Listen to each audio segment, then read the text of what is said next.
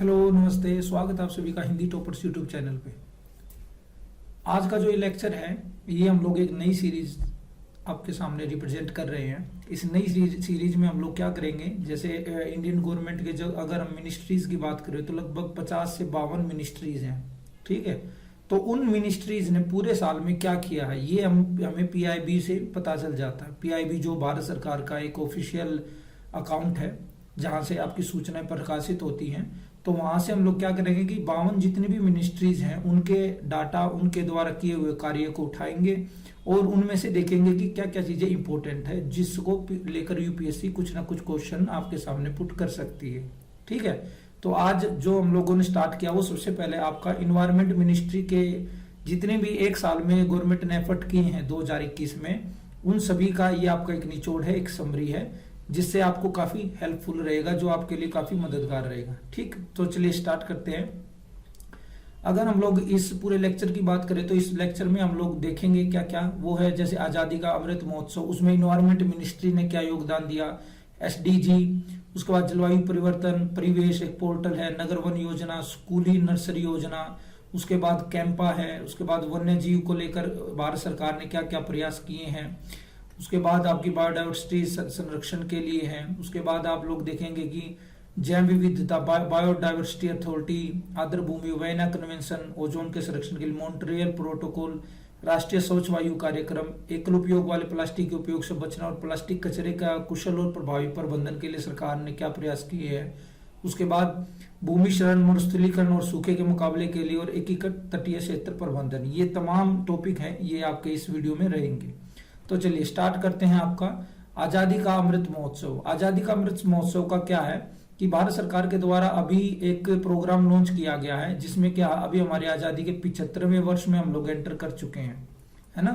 1947 में हुए थे, ये 2022 है, तो 74 साल हो चुके हैं और हम लोग 75वें साल में एंटर कर चुके हैं। तो इसी क्रम में सरकार क्या प्रयास करिए कि ज्यादा से ज्यादा लोगों को अवेयरनेस फैलाई जाए कि भारत ने क्या अचीव किया और भारत क्या अचीव कर सकता है। तो इसी क्रम में इन्वायरमेंट मिनिस्ट्री के द्वारा एक प्रोग्राम लॉन्च किया गया है, green good deed of the week program. ठीक है, अब सिंपल यूपीएससी आपसे ये पूछ सकता है कि green good deed of the week, ये हाल ही में चर्चा में रहा, ये किस मंत्रालय का एक प्रयास है। सिंपल, क्योंकि इसकी जो डिटेल है उसमें कुछ ज्यादा डिटेलिंग में है नहीं। इसमें क्या है कि जैसे सतत जीवन शैली को बढ़ावा देने के लिए एक कार्यक्रम लॉन्च किया गया है, green good deed of the week program, जिसे इको क्लब के माध्यम से आयोजित किया जा रहा है। राज्य नोडल एजेंसियां और इको क्लब ने स्थानीय जीवन शैली को बढ़ावा देने के लिए वृक्षा और आरोपण अभियान, पेंटिंग, स्लोगन, ऐसे प्रतियोगिता इत्यादि बनाने का फैसला किया है। तो आपके लिए इंपॉर्टेंट क्या है, green good deed of the week जो ये प्रोग्राम है ये किस मिनिस्ट्री की पहल है, तो सर इन्वायरमेंट मिनिस्ट्री की। ठीक, अब बात करते हैं एसडीजी की। ये स्लाइड काफी इंपॉर्टेंट है और इस स्लाइड में से कई क्वेश्चन बन सकते हैं। ठीक है, तो देखिए यूपीएससी फैक्ट भी पूछने लगा आजकल, तो पिछले 2 साल में आप लोग देखिए कि एग्जैक्ट डाटा दे देता है, उस डाटे को आपको याद रखना होगा। तो देखिए संयुक्त राष्ट्र महासभा ने अपने 17वें सेशन में 17 सतत विकास लक्ष्यों पर विचार किया था। तो कौन से सेशन में किया था, 17वें सेशन में, और उन्हें अपनाया था और अगले 15 वर्षों के लिए 169 लक्ष्यों को जोड़ा। 17 एसडीजी 1 जनवरी, ये इंपॉर्टेंट डेट है, 1 जनवरी 2016 से लागू हुए हैं। और दूसरी बात क्या है, ये कानूनी रूप से बाध्यकारी नहीं है। मोस्ट इंपॉर्टेंट लाइन है, कानूनी रूप से बाध्यकारी नहीं है। कानूनी रूप से का मतलब अगर कोई संधि हो जाती है कानूनी तौर पर, अगर वो बाइंडिंग होती है तो फिर आपको मानना पड़ेगा। नो इफ नो दैट वाली कंडीशन रहती है आपकी। लेकिन अब क्या है कि इसमें क्या है, आपको लाइबिलिटी दी गई है, लिबर्टी है आपके पास कि आप थोड़ा बहुत इनमें कुछ चेंज भी कर सकते हो और अपने हिसाब से चीजों को फोल्ड भी कर सकते हो। ठीक है, तो अभी चर्चा में कौन कौन से एम आए हैं, क्योंकि 17 के 17 तो देखो याद हो नहीं सकते और यूपीएससी भी आपसे ये उम्मीद नहीं करता कि आप 17 के 17 एसडीजी को याद करो। लेकिन अभी जो इंपॉर्टेंट है वो है 13, 12 और 15, ये 3 जो एसडीजी लक्ष्य है इनको क्या पर्यावरण, वन और जलवायु मंत्रालय के द्वारा इंप्लीमेंट किया जा रहा है। ठीक है, अब ये तीनों हमें पता होना चाहिए ये क्या है।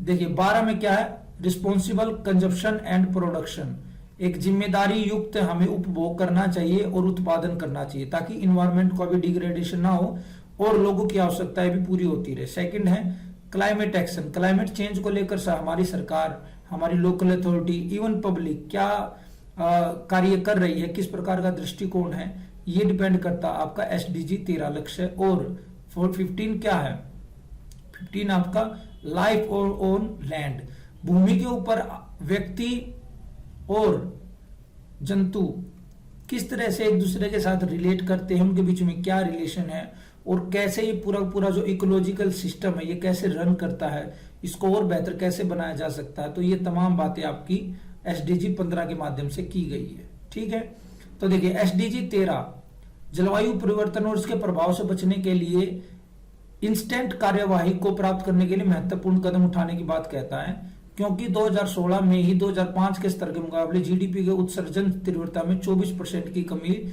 हासिल कर ली गई है। ये इंपॉर्टेंट लाइन है आपकी।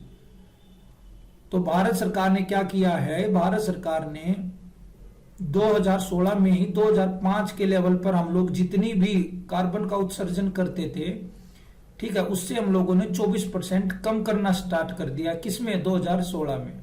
ये UPSC फैक्ट पूछ सकती है। इसी तरह भूमि शरण, तटस्थता और गहन वनीकरण पर देश का संकल्प देश को SDG 15 की ओर बढ़ने को मदद करता है। प्लास्टिक में विस्तारित उत्पादक जिम्मेदारी, इसके ऊपर क्वेश्चन पूछा है UPSC ने, विस्तारित एक्सटेंडेड प्रोड्यूसर रेस्पॉन्सिबिलिटी। ठीक है, इसका मतलब क्या है कि भारत सरकार ये कहती है कि आप अगर प्लास्टिक को कम नहीं कर सकते या आप प्लास्टिक का यूज करना इंडस्ट्री के लिए अगर नेसेसरी ही है, तो फिर उस प्लास्टिक को डिकम्पोज करने की भी जिम्मेदारी कंपनी को उठानी पड़ेगी। As simple as you know, आपको इतना ही समझना है कि विस्तारित उत्पादक जिम्मेदारी का मतलब जो करेगा वो भरेगा।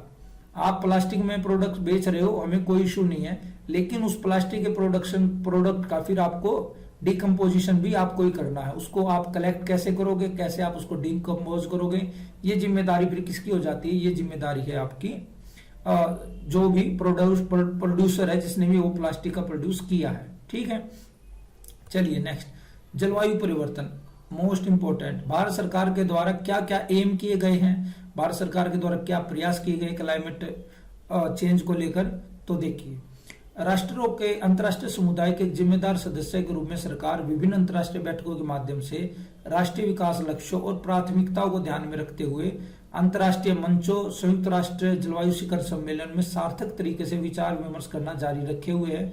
वर्तमान में भारत UNCCD,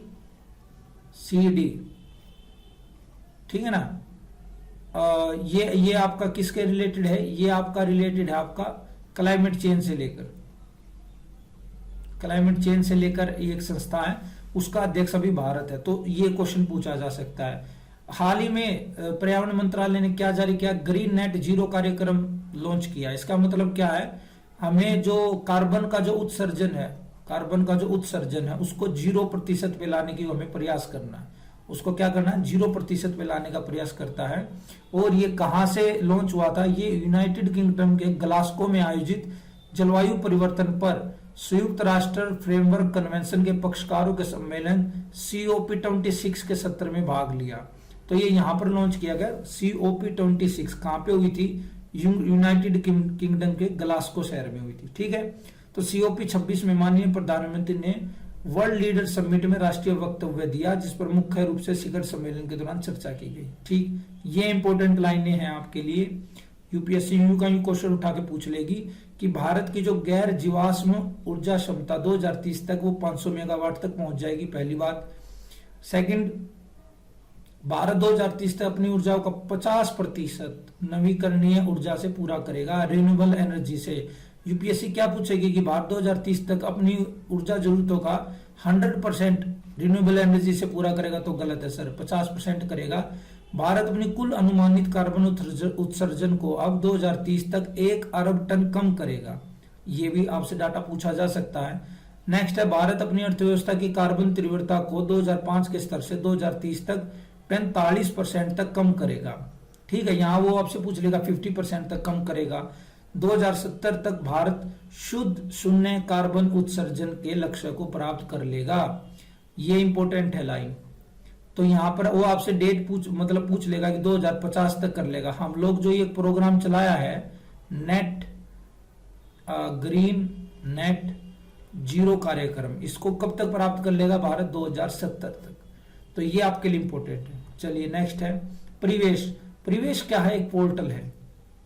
परिवेश क्या है? एक पोर्टल है जिसकी फुल फॉर्म भी पूछ सकता है यूपीएससी। अगर वो नीति आयोग की पूछ सकता है तो परिवेश की क्यों नहीं पूछ सकता? बिल्कुल पूछ सकता है। तो परिवेश की अगर फुल फॉर्म की बात करें तो proactive and responsive facilitation by interactive virtual and environmental single window hub. Simple सी बात ये है कि मान लो आपको कोई फैक्ट्री लगानी है या कोई उद्योग धंधा स्टार्ट करना, तो आपको उसके लिए क्या है? इन्वायरमेंट की क्लियरेंस लेनी पड़ेगी।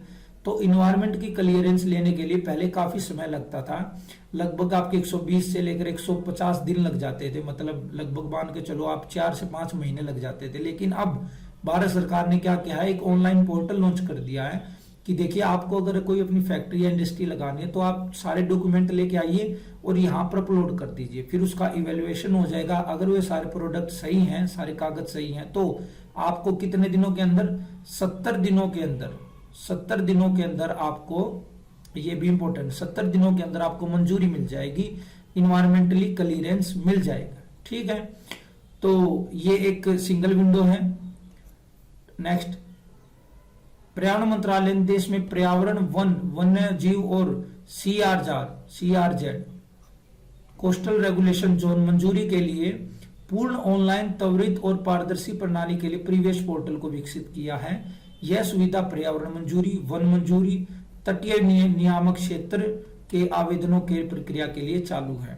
ठीक है, यूपीएससी आपसे ये भी पूछ सकती है कि जो परिवेश पोर्टल है वो निम्नलिखित में से किन किन मंजूरी के लिए या किन किन वैलिडिटी के लिए आपसे पूछा जा सकता है। तो आपको पता होना चाहिए कि वो इन्वायरमेंट क्लियरेंस देते हैं, फॉरेस्ट क्लियरेंस देते हैं और कोस्टल जोन। कोस्टल का मतलब क्या होता है? तटीय, जो तटीय किनारे होते हैं ना भारत के, जो जहां जहां समुद्र टच है, तो वहां पर अगर कोई आपको डेवलपमेंट करना, कोई रिजोर्ट खोलना है, कोई होटल खोलना है या कोई अदर एक्टिविटी करनी है, तो उसको लिए भी आपको सर्टिफिकेट लेना पड़ेगा और वो आपको किससे मिल जाएगा? वो आपको परिवेश से मिल जाएगा। चलिए नेक्स्ट क्या है? नगर वन योजना। ये तो आप देख ही पा रहे होंगे, फोटो से भी आप समझ लो। सिटी फॉरेस्ट, सिटी में जैसे पॉपुलेशन जो डेंसिटी है वो लगातार बढ़ रही है, उसका जो डीमेरिट ये है कि वहां पर जो फॉरेस्ट की जो संख्या है वो लगातार कम होती जा रही है। इसलिए पर्यावरण मिनिस्ट्री क्या कर रही है? वो चाहती है कि सिटी फॉरेस्ट का जो कॉन्सेप्ट है वो विकसित किया जाए। तो पर्यावरण मंत्रालय जो है वो नगर वन योजना को लागू कर रहा है और अक्टूबर 2021 में 400 नगर वन और 200 नगर वाटिका विकसित करने के उद्देश्य से दिशा निर्देशों को संशोधित किया गया है। इसका उद्देश्य पूछा जा सकता है आपका। इसका उद्देश्य है शहर के निवासियों के जीवन की गुणवत्ता में सुधार के अलावा बेहतर पर्यावरण, जैव विविधता में वृद्धि, शहरी और उप शहरी क्षेत्रों में पारिस्थितिक लाभ के लिए जंगल के बाहर पेड़ और शहरों में हरित आवरण को अधिक बढ़ाना है। ठीक है ना? तो मतलब शहर के अंदर की बात हो रही है, ये शहर के बाहर से बात नहीं हो रही है। शहर के अंदर पॉपुलेशन के बीच में, क्राउडेड एरिया के बीच में ही आपको क्या प्रोवाइड कराया जाए? एक वेल इन्वायरमेंटल कंडीशन प्रोवाइड कराई जाए ताकि आदमी अच्छे तरीके से इन्वायरमेंट के बीच में अपना जीवन यापन कर सके। ठीक है, उसके बाद नेक्स्ट योजना क्या चलाई है? स्कूल नर्सरी योजना। नाम से भी समझ पा रहे होंगे, मंत्रालय क्या है? छात्रों को उनकी शिक्षा के तौर पर वृक्षारोपण की प्रक्रिया से जोड़ने और प्राकृतिक पारिस्थितिक तंत्र को बनाए रखने में पौधों की अहमियत को समझाने के लिए क्या प्रयास कर रहा है। और यह योजना जो है वो 5 वर्ष के लिए लागू होगी। अभी हुई नहीं है, हो जाएगी, लेकिन आपको पता होना चाहिए कि स्कूल नर्सरी जो योजना है ये कौन सी मिनिस्ट्री चला रही है। वो आपसे पूछ लेगा कि एजुकेशन मिनिस्ट्री चला रही है, तो आपका आंसर होना चाहिए नहीं, इन्वायरमेंट मिनिस्ट्री। ठीक, अब देखिए कैंपा की बात करते हैं हम लोग। कैंपा ये क्या है? देखिए कैंपा क्या है कि कोई भी इंडस्ट्री जब लगाई जाती है तो वो कहां पर लगाई जाएगी? लैंड, जमीन पर लगाई जाएगी। उस जमीन पर पेड़ पौधे होंगे, जीव जंतु होंगे, कुछ वहां के जो लोकल जीव जंतु होंगे जो सिर्फ वहीं पाए जाते होंगे। तो ऐसी कंडीशन में क्या होगा? जब इंडस्ट्री लगाई जाएगी, इंडस्ट्री भी काफी इंपॉर्टेंट है। आप इंडस्ट्री को आप ये नहीं कह सकते कि हमें सिर्फ इन्वायरमेंट बचाना है, तो आपको इंडस्ट्री भी चाहिए, कहीं ना कहीं रोजगार भी चाहिए, लोगों को विकास भी चाहिए देश को।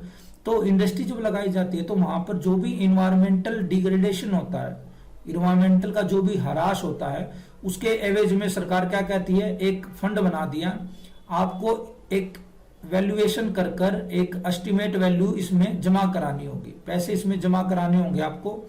उसका नाम क्या दे दिया भारत सरकार ने, प्रतिपूरक वनीकरण कोष प्रबंधन एवं योजना प्राधिकरण, जिसका नाम है कैंपा। ठीक है, तो भारत सरकार फिर क्या करेगी, जिसमें जो पैसा कलेक्ट हुआ ना उसके माध्यम से और कहीं पर दूसरी जगह पर आपका वन वगैरह वहां पर डेवलप कर लेंगे। ठीक है, या छोटी मोटी नर्सरी लगाई जाएगी या और अच्छे प्रोजेक्ट लगाए जाएंगे जिनको हम लोग ग्रीन प्रोजेक्ट कहते हैं।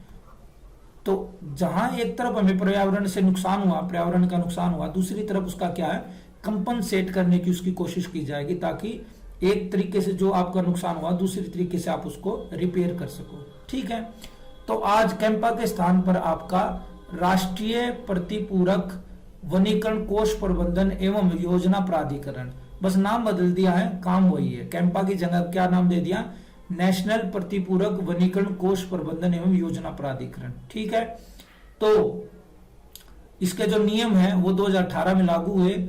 भारत सरकार के जो मिनिस्टर है, कौन से मिनिस्टर, पर्यावरण जो मंत्री है, वो इस राष्ट्रीय प्राधिकरण के अध्यक्ष है। मोस्ट इंपोर्टेंट लाइन है, यूपीएससी क्या कर देगी, प्रधानमंत्री को अध्यक्ष बना देगी, तो आपको गलत हो जाएगा। इसके अध्यक्ष कौन है, इसके अध्यक्ष हैं आपके इन्वायरमेंट मिनिस्टर। ठीक है, तो राष्ट्रीय जो प्राधिकरण है वो राष्ट्रीय प्रतिपूरक वनीकरण कोष का प्रबंधन और उपयोग करता है, जिसे भारत के सार्वजनिक खाते के तहत बनाया गया है, सार्वजनिक खाते के तहत। ठीक है ना, मतलब ये एक ऐसा अकाउंट है जिसकी जो हर कोई देख सकता है, जिसमें से जब मर्जी चाहे सरकार पैसा निकाल सकती है, जब मर्जी चाहे जिसमें डाल सकती है। इसके लिए कोई भी लोकसभा या राज्यसभा में परमिशन लेने की आपको नीड नहीं होती है।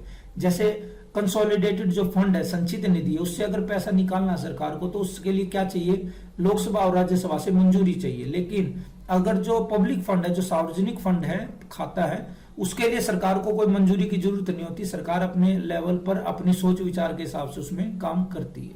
ठीक है, तो राज्य के स्तर पर भी ऐसे खातों का निर्माण किया गया जिनको राज्य प्रतिपूरक वनीकरण कोष कहते हैं। और ये जो आपका कैंपा वगैरह है ना, ये किसके अंतर्गत बनाया गया है, कौन से एक्ट के अंतर्गत, तो ये है आपका forest conservation act 1980। Most important आपकी ये लाइन है 1980, जो आपका वन संरक्षण एक्ट है, उसके अंतर्गत ही आपका ये सारा का सारा प्रतिपूरक वनीकरण कोष प्रबंधन एवं योजना प्राधिकरण को शामिल किया गया है। चलिए ठीक है, अब बात आते हैं वन्य जीव की। वाइल्ड लाइफ के प्रोटेक्शन के लिए भारत सरकार ने पिछले साल क्या क्या काम किया है। देखिए, मैं आपको ये नहीं कह रहा हूं कि ये ही सफिशिएंट है, मैं आपको कहूंगा कि ये जरूर पढ़िएगा। इसके अलावा भी सारी चीजें उसको भी हम लोग धीरे धीरे कवर करने की कोशिश करेंगे। जो भी नेशनल इवेंट इन्वायरमेंट से रिलेटेड रहे हैं उनको भी कवर किया जाएगा। लेकिन ये क्या है, ये आपका बिल्कुल कोर है, आप इसको मिस मत कीजिएगा, क्योंकि यहां से डायरेक्ट इनडायरेक्ट आपको क्वेश्चन मिल जाएंगे। तो अभी वाइल्ड लाइफ की सेविंग के लिए भारत सरकार ने प्रोजेक्ट डॉल्फिन, प्रोजेक्ट लोयन शुरू किया है और इससे जुड़े पर्यावरणीय प्रभाव भी प्रमुख अभ्यारण्य और वन क्षेत्रों में लुप्त प्राय प्रजातियों के लिए स्वच्छ पर्यावरण संरक्षण के लिए मजबूती प्रदान की है। अब ये इंपॉर्टेंट लाइन आ जाती है। लाइन क्या है कि देश में संरक्षित क्षेत्र का दायरा लगातार बढ़ रहा है। जो भारत सरकार पेड़ पौधों को कंजर्व करने के लिए एक विशेष रिजर्व एरिया घोषित कर देती है, उसका दायरा जो लगातार बढ़ रहा है। संरक्षित क्षेत्र का कवरेज 2014 में देश के भौगोलिक क्षेत्र का कितना था, 4.9% था, अब वो बढ़कर 5.3% हो गया है, 0.03% हो गया। यूपीएससी कैसे पूछ लेगी कि पिछले 5 वर्षों में जो संरक्षित क्षेत्र है उसमें लगातार वृद्धि हुई है, तो ऑब्वियस सी बात है लगातार वृद्धि हुई है। या वो कह देगी कि उसमें क्या है लगातार कमी हुई है, तो वो गलत हो जाएगा। ठीक है, 2014 में 16,01,881 जो है 801 वर्ग किलोमीटर क्षेत्र के साथ देश में अब संरक्षित क्षेत्रों की संख्या 740 थी, जो अब बढ़कर कितनी हो गई, 981 हो गई। ठीक है, चलिए उसके बाद बाघ, एशियाई शेर, बड़े एक सींग वाले गेंडे, एशियाई हाथी आदि प्रजातियों की संख्या में वृद्धि हुई है। ठीक है, तो आपको क्या करना है कि ये जो नाम दिए गए हैं ना, इनके कंजर्वेशन के लिए गवर्नमेंट ने क्या क्या एफर्ट किए हैं उनको आप लोगों को एक बार पढ़ लेना है। ठीक है, अब बायोडायवर्सिटी के कंजर्वेशन के लिए गवर्नमेंट ने क्या क्या किया है। सबसे पहली बात, 2002 में भारत सरकार क्या लाई, बायोडायवर्सिटी एक्ट लाई, सबसे पहला जो काम किया। ठीक है, और इसके नियमों को 2004 से लागू किया गया है। भारत इस तरह का कार्य करने वाला एकमात्र कुछ पहले देशों में से कुछ एक है। और अधिनियम को राष्ट्रीय, राज्य और स्थानीय स्तर पर त्रिस्तरीय संस्थागत, ये देखिए इंपॉर्टेंट वर्ड है ये त्रिस्तरीय। भाई सेंटर पे आपका राष्ट्रीय रहेगा, और राज्य स्तर पर आपका राज्य स्तरीय रहेगा, और लोकल गवर्नमेंट को स्थानीय स्तर पर काम दिया गया है।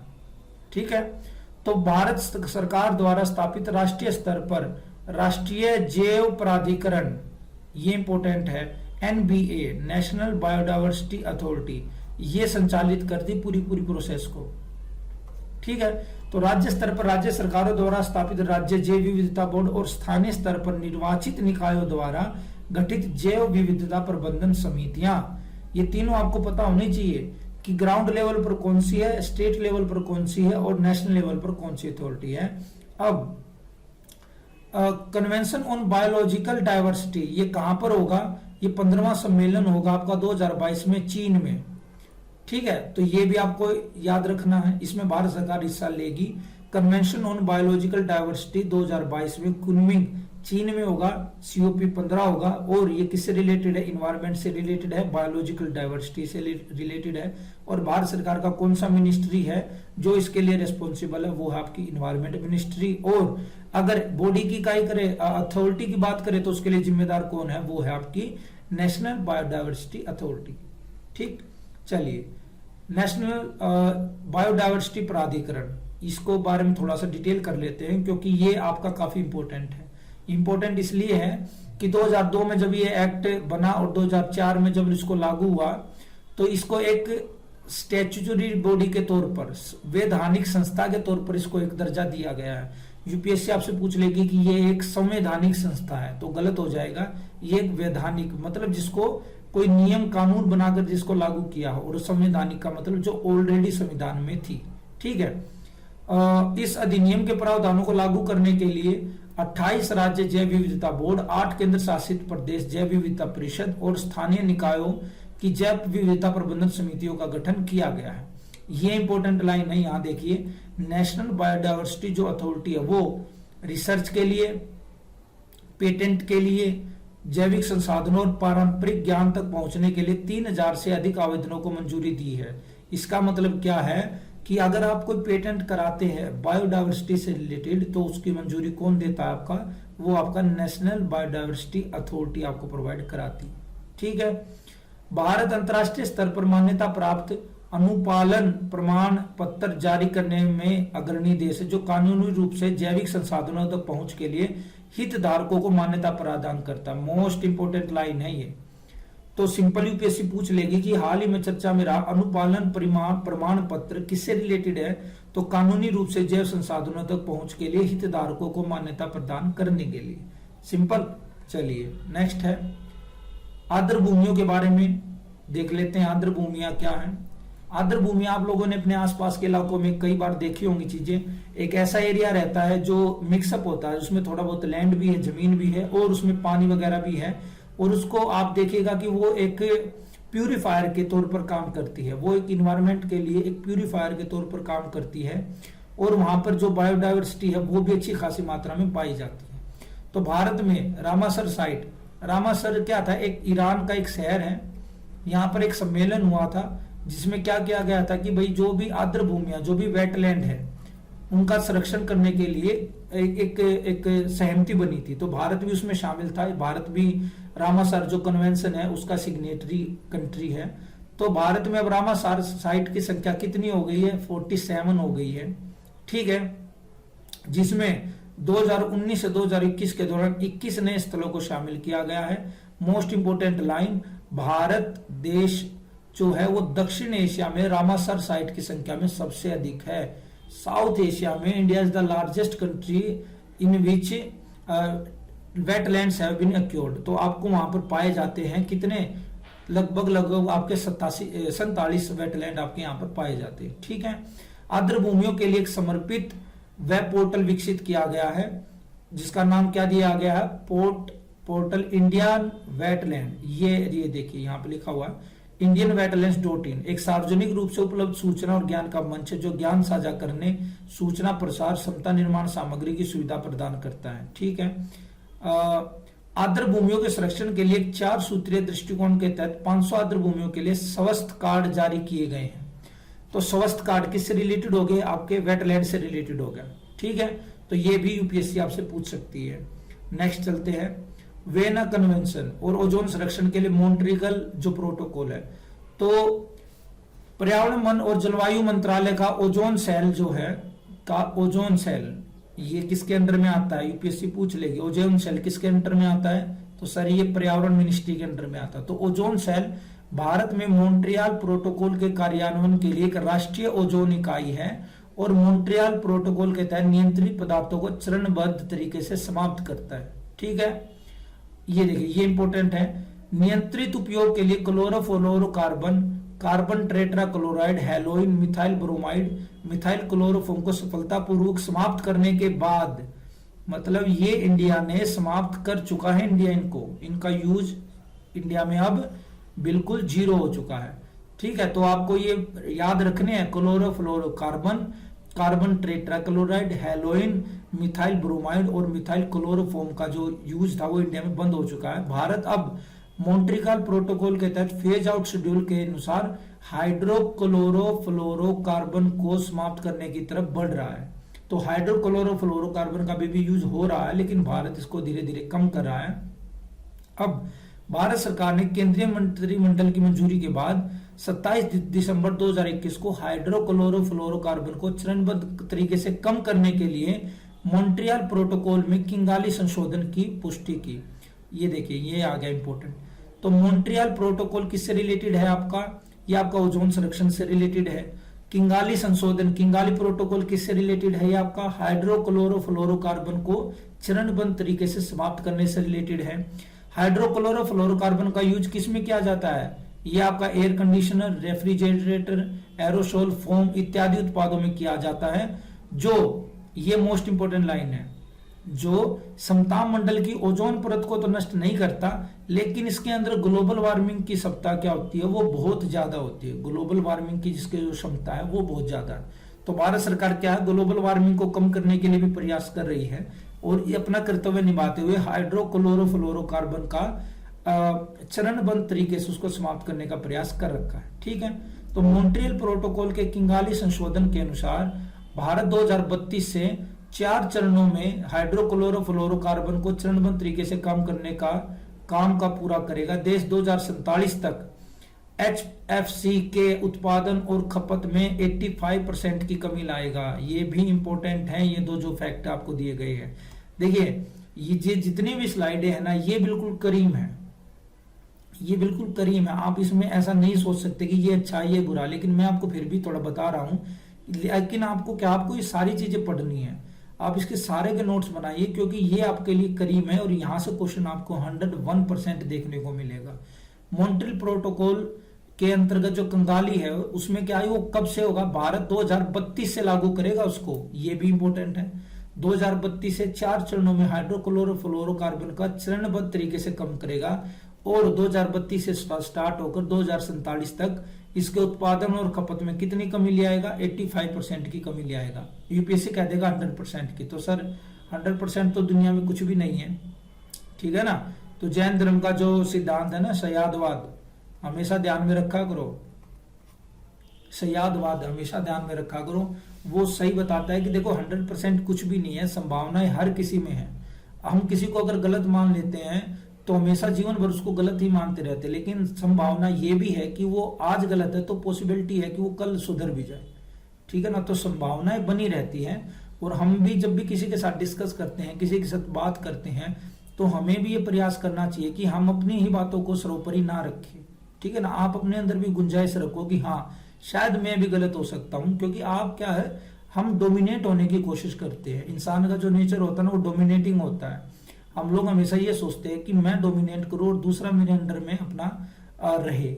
लेकिन क्या है कि आपको हमेशा अपने सिद्धांतों को, अपने विचारों को लेकर ज्यादा रिलेक्टेंट नहीं रहना है, ज्यादा रूड नहीं होना। आपको ये हमेशा ये थोड़ा थोड़ा फ्लैक्चुएशन सा रखना है कि हाँ भाई मेरी बात ये है, देखो अब इसको मानो या ना मानो वो आपके ऊपर है, लेकिन इसमें संभावना है कि इसमें सुधार भी किया जा सकता है। ठीक है, तो नेशनल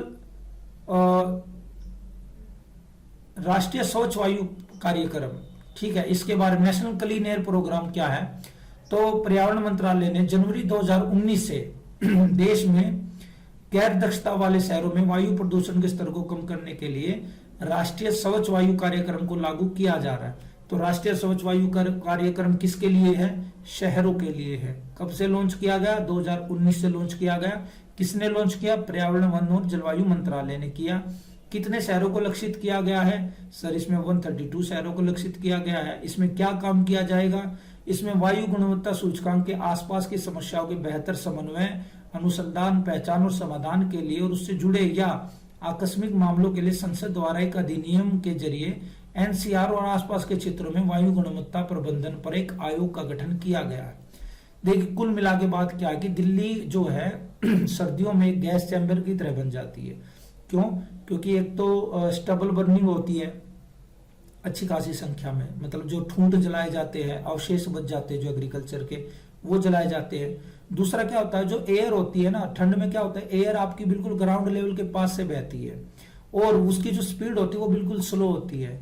और दूसरा आपके पास धुंध भी है, फोग भी पड़ा हुआ है, तो वो एक मिक्सअप होकर ना एक ऐसा स्मोक टाइप सा बन जाता है जिसमें क्या सांस लेने में दिक्कत आती है। और दिल्ली के आसपास आप देखिए, दिल्ली के चारों तरफ आपका, दिल्ली बीच में है यहाँ पर, और दिल्ली के आसपास जितना भी वो सब इंडस्ट्रियल एरिया है। यहाँ पर आपको ईंट के भट्टे मिलेंगे, इंडस्ट्री मिलेगी बड़ी बड़ी। तो क्या है कि दिल्ली एक चैम्बर है, एक बीच में फंसा हुआ है। और दूसरी बात क्या है कि दिल्ली ज्यादा हाइट पे भी नहीं है, दिल्ली लो एरिया में है। तो वो क्या होता है, सारा का सारा जो स्मोक है वो ट्रैप हो जाता है एक जगह पर आकर। तो इन्हीं समस्याओं का समाधान करने के लिए भारत सरकार क्या है, दिल्ली जैसे और भी जितने शहर है जहां पर पोल्यूशन की समस्या रहती है, जैसे गुड़गांव में भी, गुरुग्राम जो है उसमें भी समस्या रहती है, तो वहां पर 132 शहरों को लेकर किस तरीके से एयर क्वालिटी को सुधारा जा सकता है उसके लिए प्रयास किए जाते हैं। नेक्स्ट, भारत सरकार ने प्लास्टिक के रोक और उसके कचरे का कुशल और प्रभावी प्रबंधन के लिए क्या प्रयास किए हैं? तो देखिए अब भारत सरकार ने क्या कहा है, भारत सरकार ने कहा है कि 1 जुलाई 2022 से पॉलीस्टीरीन और विस्तारित पॉलीस्टीरीन सहित 12 एकल उपयोग वाली वस्तुओं के निर्माण, आयात, संग्रहण, वितरण, बिक्री और उपयोग पर पूरी तरीके से प्रतिबंध रहेगा। मतलब भारत सरकार 1 जुलाई 2022 से प्लास्टिक से जुड़ी हुई जितने भी प्रोडक्ट है जो मतलब हानिकारक है, जिनकी एक सूची दी गई है, तो उनको क्या करेगी, वो पूरी तरीके से बंद कर देगी। इसके बाद 23 सितंबर 2021 से प्लास्टिक कैरी बैग की मोटाई 50 माइक्रोन से बढ़ाकर 75 माइक्रोन और 31 दिसंबर 2022 से 120 माइक्रोन तक कर दी जाएगी। माइक्रोन का मतलब क्या होता है कि जितनी पतली आपके पास थैली होगी ना, उतना ही वो नुकसानदेह होगी, उतना ही जल्दी वो डिकम्पोज नहीं होगी। तो उसकी मोटाई को थोड़ा बढ़ाया जाता है ताकि वो इजिली डिकम्पोज हो जाए, इजिली उसमें कुछ ना कुछ चेंजेस आ जाए। ठीक तो भारत सरकार ने क्या किया है, 31 दिसंबर 2022 से 120 माइक्रोन ये फिक्स कर दी गई है। ठीक है, अब केंद्रीय शासित प्रदेशों और राज्यों में एकल उपयोग वाले प्लास्टिक के उन्मूलन और प्लास्टिक अपशिष्ट प्रबंधन नियम कब लागू हुआ? 2016 सर। 2016 के प्रभावी कार्यान्वयन के लिए हर एक स्टेट का जो मुख्य सचिव है, चीफ सेक्रेटरी है, जहां आपको भी जाना कल को, जो चीफ सेक्रेटरी की अध्यक्षता में एक विशेष कार्यबल गठित करने का अनुरोध किया गया है और ऑलरेडी 31 कार्यबलों का गठन किया गया है। तो यहाँ पर यूपीएससी क्या कर लेगी कि मुख्यमंत्री की अध्यक्षता में प्लास्टिक के उन्मूलन और प्लास्टिक अपशिष्ट प्रबंधन की जो समिति है वो उनका गठन किया गया। तो इसका आंसर होगा सर नहीं, मुख्य सचिव के अंडर में ये काम किए गए हैं। चलिए, भूमि क्षरण, मरुस्थलीकरण और सूखे का मुकाबला करने के लिए भारत क्या कर रहा है? पहली बात, एक तो भारत जो है वो यूएनसीसीडी का अध्यक्ष है ना। इसकी बैठक अभी न्यू दिल्ली 2019 में न्यू दिल्ली में हुई थी, जिसमें भारत ने इसकी अध्यक्षता की। और यहां पर एक डॉक्यूमेंट भी रिलीज हुआ, वो हुआ दिल्ली घोषणा। उसकी ज्यादा डिटेलिंग की आपको आवश्यकता नहीं है, क्योंकि यूपीएससी ये नहीं पूछेगी कि दिल्ली घोषणा के अंतर्गत क्या था। वो जनरली ये क्वेश्चन पूछती है कि हाल ही में चर्चा में रहा जो दिल्ली घोषणा वो किस संस्था से रिलेटेड है, तो आपको पता होना चाहिए यूएनसीसीडी के अंतर्गत है। ठीक है, तो भारत 2030 तक भूमि क्षरण तटस्थता और 2.6 करोड़ हेक्टेयर बंजर भूमि की बहाली के लिए प्रतिबद्ध है, जिसमें 2.1 करोड़ हेक्टेयर बोन चैलेंज, ये देखिए ये आ गया। तो ये बोन चैलेंज यूपीएससी पूछ लेगी किससे रिलेटेड है, तो सर ये मरुस्थलीकरण और भूमि की जो सेहत है उसको सुधारने से रिलेटेड है। और स्वैच्छिक प्रतिबद्धता के रूप में 50 लाख हेक्टेयर के अतिरिक्त प्रतिबद्धता शामिल है। भारत वर्तमान में अप्रैल 2022 तक 2 वर्षों के लिए यूएनसीसीडी स्कोप का अध्यक्ष है। ये तो हम लोगों के लिए डिस्कस कर लिया, पहले भी कर लिया था, अभी भी कर लिया। आपको बान चैलेंज याद करना है, ये किससे रिलेटेड है आपका, ये मरुस्थलीकरण से रिलेटेड है। नेक्स्ट आता है अब एकीकृत तटीय क्षेत्र प्रबंधन, ये क्या है। देखिए क्या होता है कि ये देखिए आप, जैसे हमारा इंडिया है, इंडिया के जितने भी तटीय इलाके हैं यहाँ पर ये सारा, अब यहाँ पर भी स्थानीय लोग निवास करते हैं, उनका मुख्य व्यवसाय क्या, मछली पकड़ते, झींगा पकड़ते हैं, ये उनका मुख्य व्यवसाय है। अब सरकार अगर इन्वायरमेंट के नाम पर पूरी तरीके से यहाँ पर रेगुलेशन लगा देती है, पूरी तरीके से चीजों को प्रतिबंधित कर देती है, तो सर इनकी जीवन याचिका का क्या होगा, ये कैसे जीवन यापन करेंगे। और दूसरी बात, सरकार को यहाँ पर डेवलपमेंट भी करना है, क्योंकि डेवलपमेंट नहीं होगा तो जो लोकल लोग हैं उनकी जीवन वैसे ही बेहाल रहेगा। तो सरकार को क्या करना पड़ेगा, सरकार को इन्वायरमेंट प्लस में जो आपकी इकोनॉमी है उन दोनों के बीच में एक संबंध स्थापित करना पड़ेगा। और इसी को लेकर सरकार क्या लाई है, इंटीग्रेटेड कोस्टल जोन रेगुलेशन, मतलब जितने भी तटीय इलाके हैं उनको लेकर जो नियम बनाए गए हैं उनको एक नाम दे दिया गया है कि इंटीग्रेटेड आपका ये कोस्टल जोन प्रबंधन है, इसका प्रबंधन भारत सरकार के द्वारा किया जाएगा। तो देखिए ब्लू इकोनॉमी का मैंने आपको समझा दिया। ब्लू इकोनॉमी क्या है, जो लोकल लोग हैं जो वहां पर रहते हैं, समुद्र से जो संसाधन प्राप्त करते हैं, इनको जो मार्केट में इनकी वैल्यू निकाली जाती है, तो वो एक ब्लू इकोनॉमी का एक हिस्सा है। ठीक है, इसमें इन्वायरमेंट और आपका जो इकोनॉमी है वो दोनों कनेक्ट होते हैं। तो ब्लू इकोनॉमी तटीय संसाधनों के सतत विकास के लिए सरकार के प्रमुख क्षेत्रों में से एक है।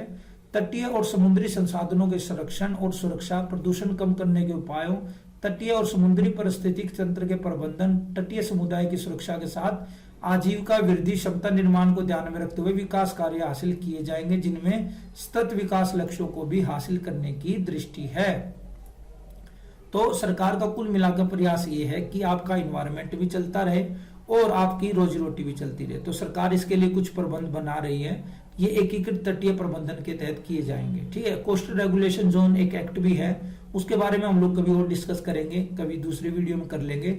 लेकिन अभी आपको पता होना चाहिए कि ये चीजें क्या है और भारत सरकार ने ऐसा क्यों किया। ठीक है, तो आज के लेक्चर में आपका इतना ही है, मिलते हैं आप लोगों से नेक्स्ट लेक्चर में। ये देखिए काफी इंपॉर्टेंट चीजें हैं, ये जो भी जितने भी चीजें आपके सामने प्रेजेंट की गई है ना, ये आपका कहीं ना कहीं डायरेक्ट और इनडायरेक्ट क्वेश्चन आपको देखने को मिलेगा, क्योंकि ये ऑफिशियल डाटा है गवर्नमेंट का। अब गवर्नमेंट अगर अपनी बात आम जनता तक पहुंचा रही है तो उसके पास क्या संसाधन है भाई, उसके पास लोकसभा टीवी है, राज्यसभा टीवी है, या पीआईबी है, या आप जैसे यूपीएससी के जो एस्पिरेंट है, क्योंकि आपका समाज के साथ कनेक्शन है, आप समाज में रहते, तो आपको अगर ये सारी चीजों को पता है तो आप इन चीजों को आगे बढ़ा सकते हो। गवर्नमेंट इसलिए आपसे गवर्नमेंट स्कीम रिलेटेड क्वेश्चन पूछती है, यूपीएससी पूछती है, ताकि वो देखना चाहती है कि आप कितने अवेयर हो। ठीक है, तो ये काफी इंपॉर्टेंट है, इसको याद रखिएगा। मिलते हैं आप लोगों से नेक्स्ट वीडियो में, तब तक अपना ध्यान रखिए, खुश रहिए और व्यायाम वगैरह करते रहिए। Thank you very much.